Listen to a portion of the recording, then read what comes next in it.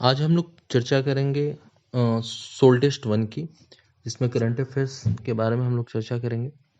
तो चलिए शुरुआत करते हैं। पहला क्वेश्चन है question number 61। Cricketer Jasprit Bumrah को कौन सा पुरस्कार दिया गया है? तो उन्हें पॉली मुर्गर पुरस्कार दिया गया है। यह पुरस्कार बीसीसीआई ने पॉली मुर्गर के नाम पर 2006 से दिया जा रहा है। पॉली मुर्गर की बात करें तो उन्होंने भारत की तरफ से 59 टेस्ट मैच खेले हैं और जिनमें 8 टेस्ट मैच में उन्होंने कप्तानी भी की है। अगर किसी भारतीय द्वारा पहला दोहरा शतक बनाया गया है तो पॉली मुर्गर के द्वारा बनाया गया था। उन्होंने न्यूजीलैंड के खिलाफ 223 रन की पारी खेली थी।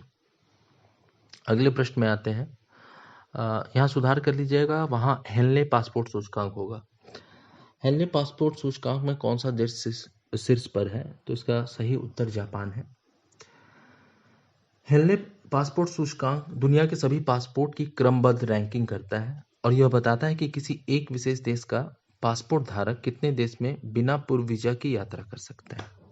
इसमें मोबिलिटी स्कोर दिया जाता है, जिसमें भारत का मोबिलिटी स्कोर 58 है, यानी कि आप 58 देशों की यात्रा भारत के पासपोर्ट के साथ आप बिना किसी पूर्व वीजा के कर सकते हैं। 189 मोबिलिटी स्कोर के साथ जापान और सिंगापुर संयुक्त रूप से पहले क्रम में है। भारतीय मौसम विभाग की स्थापना दिवस कब मनाई जाती है? तो इसका सही उत्तर है 15 जनवरी। 15 जनवरी को ऐसे भारतीय थल सेना दिवस भी मनाया जाता है। भारतीय मौसम विभाग की स्थापना सन 1875 ईस्वी में की गई थी। इसका मुख्यालय नई दिल्ली में। राष्ट्रीय आपदा मोचन यानी एनडीआरएफ की स्थापना 19 जनवरी को की गई है। ये 2006 से स्टैब्लिश है। इसका मोटो सेविंग लाइफ्स एंड बियॉन्ड है। यह होम मिनिस्ट्री के अंतर्गत आता है। अगले प्रश्न की तरफ बढ़ते हैं हम लोग। Question number 65। 2020 के 26 जनवरी गणतंत्र दिवस में किस देश के मुख्य अतिथि भारत आए थे? तो ये थे जेयर मेसिस बोल्सोनारो। ये चीफ गेस्ट थे, ये ब्राजील के प्रेसिडेंट थे। अगले प्रश्न 66। राष्ट्रीय स्टार्टअप सलाहकार परिषद के अध्यक्ष कौन होंगे?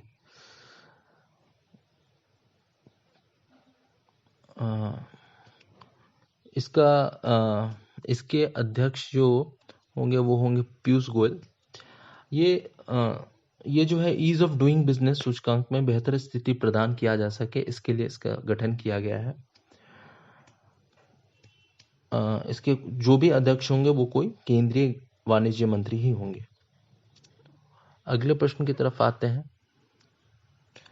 अगला सवाल है कि भारत के किस राज्य ने अपना स्थापना दिवस 21 जनवरी को मनाया? तो यहाँ ऑप्शन गलत दिया हुआ है। दरअसल ए, बी और सी यानी मणिपुर, मेघालय और त्रिपुरा तीनों ने ही 21 जनवरी को अपना स्थापना दिवस मनाया था। नेक्स्ट प्रश्न की ओर चलते हैं। 29वां सरस्वती सम्मान किसे दिया गया? क्वेश्चन नंबर 68 है। ये दिया गया वासुदेव मोही को। इसके अलावा जो भी शिवा रेड्डी, महाबलेश्वरम सेल और पद्मा सचदेवा, इनको भी पूर्व में सरस्वती सम्मान दिया जा चुका है। सरस्वती सम्मान के बारे में बात करें तो यह के बिरला फाउंडेशन द्वारा दिया जाता है। यह 1991 से दिया जा रहा है और इसमें 15 लाख रुपए पुरस्कार के तौर पे दिए जाते हैं। और जो पहला के बिरला फाउंडेशन अवार्ड जिन्हें मिला था उनका नाम था श्री हरिवंश राय बच्चन। आगे बढ़ते हम लोग। विश्व आर्थिक मंच में वैश्विक सामाजिक बदलाव सूचकांक में 2020 रिपोर्ट में भारत का स्थान कितना है? तो इसमें जो है भारत का जो स्थान है वो 76वां है। इसमें टोटल कुल जो देश को शामिल किया गया है वो 82 है और पहले स्थान पे अभी डेनमार्क है। अगले प्रश्न की ओर बढ़ते हैं। अगला प्रश्न है हमारा 2020 ग्रीन पीस इंडेक्स के अनुसार भारत का कौन सा शहर सबसे कम प्रदूषित होगा? तो सही आंसर इसका है लुंगलेई। लुंगलेई जो है एक मिजोरम का एक शहर है। अगले प्रश्न की तरफ बढ़ते हैं। ये देखते हैं हाल ही में कौन सा देश यूरोपियन यूनियन से पृथक हुआ। पृथक यानी अलग हुआ। तो सही आंसर इसका ब्रिटेन है। तो ब्रिटेन जो है अभी हाल फिलहाल में यूरोपियन यूनियन से अलग हुआ है। अगले प्रश्न देखते हैं, भारतीय बैलिस्टिक मिसाइल K4 की मारक क्षमता कितनी है। K4 की मारक क्षमता 3500 किलोमीटर है। ये मिसाइल जो है परमाणु बम ले जाने में बिल्कुल सक्षम है और इसे पनडुब्बी से प्रक्षेपित किया जाता है ना। और ये भारतीय नौसेना के लिए बनाया गया है ये मिसाइल, जो कि DRDO ने बनाया है। अगले प्रश्न की ओर बढ़ते हैं। Question number 73। अमेरिकी हवाई हमले में कासिम सुलेमानी नामक एक मिलिट्री कमांडर की मृत्यु हुई थी, वो किस देश का था। तो सही जवाब इसका ईरान है। कासिम सुलेमानी ईरान का एक बहुत बड़ा कमांडर था। वो कुद्स फोर्स का कमांडर भी था। उनकी हत्या जो है बगदाद एयरपोर्ट के आसपास की गई थी, जो कि अमेरिकी हवाई हमले में मारे गए थे। फिर आते हैं भीमा। नेक्स्ट क्वेश्चन जो है वो भीमा कोरेगांव युद्ध दिवस कब मनाया जाता है। तो भीमा कोरेगांव युद्ध दिवस, इसका सही उत्तर है 1 जनवरी। भीमा कोरेगांव जो युद्ध हुआ था वो सन 1818 ईस्वी में अंग्रेज और मराठा के बीच में युद्ध हुआ था, जिसमें महार सैनिक मराठा के खिलाफ लड़े थे और मराठा को हराए थे। हालांकि पहले महार शिवाजी के समय मराठा सैनिक का हिस्सा हुआ करते थे, लेकिन जब बाजीराव द्वितीय आए तो वो अपने ब्राह्मणवादी सोच के कारण महार को सेना में लेने से इनकार कर दिया था, जिसके कारण वो जो है अंग्रेज की तरफ से लड़े थे और जिसमें मराठा सैनिक को मुक्की खानी पड़ी थी।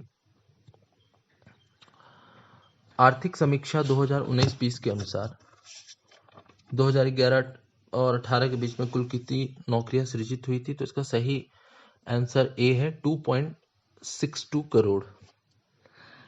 भारत ने चक्रवात प्रभावित देश में ऑपरेशन वनीला चलाई है। यह देश कौन सा है। तो यह देश है मेडागास्कर। यह ऑपरेशन इंडियन नेवी ने चलाया था। जो चक्रवात एक आया था डायने से प्रभावित जो लोग हैं उनको निकालने के लिए यह ऑपरेशन चलाया गया था। इसमें भारतीय नौसेना के INS एरावत को इस मिशन में लगाया गया था। अगले क्वेश्चन की तरफ बढ़ते हैं हम लोग। फ्लिपकार्ट ने भारत के किस राज्य के साथ समर्थ पहल की शुरुआत की है। तो इसका सही आंसर गुजरात है। ये जो समर्थ पहल है वो हथकरघा और हस्तशिल्प विकास के तहत जो है समर्थ पहल स्टार्ट किया गया है। ये गुजरात के अलावा 10 राज्यों से और इस विषय में विचार विमर्श चल रहा है। अगले प्रश्न की ओर चलते हैं हम लोग। किस देश ने अपनी नई मुद्रा तोमान का आरंभ किया है। तो इसका सही आंसर ईरान होगा। तो ईरान ने अभी नई मुद्रा तोमान को लाएगा, है ना। इसको रियाल को हटाकर तोमान लाया जाएगा। इसका मुख्य कारण यह है कि अमेरिकी प्रतिबंधों के चलते रियाल में काफी ज्यादा गिरावट हुई, जिसके कारण तोमान को लाया जा रहा है। एक तोमान की कीमत लगभग 10,000 रियाल है। अगले प्रश्न 79 में आते हैं। अंतर्राष्ट्रीय उड्डयन प्रदर्शनी 2020 जनवरी में कहाँ हुआ। तो अंतर्राष्ट्रीय उड्डयन प्रदर्शनी जो है ये हैदराबाद में हुआ, बेगमपेट हवाई अड्डे में। नेक्स्ट क्वेश्चन पे आते हैं। 80 नंबर क्वेश्चन। विश्व भविष्य ऊर्जा समिट कहाँ हुआ। ये विश्व भविष्य ऊर्जा समिट एक्चुअली इसका सही आंसर होना चाहिए अबू धाबी, जो कि बी ऑप्शन में दुबई की जगह अबू धाबी होना चाहिए था। यह 2011 से कंटिन्यू अबू धाबी में ही हो रहा है। इस बार 170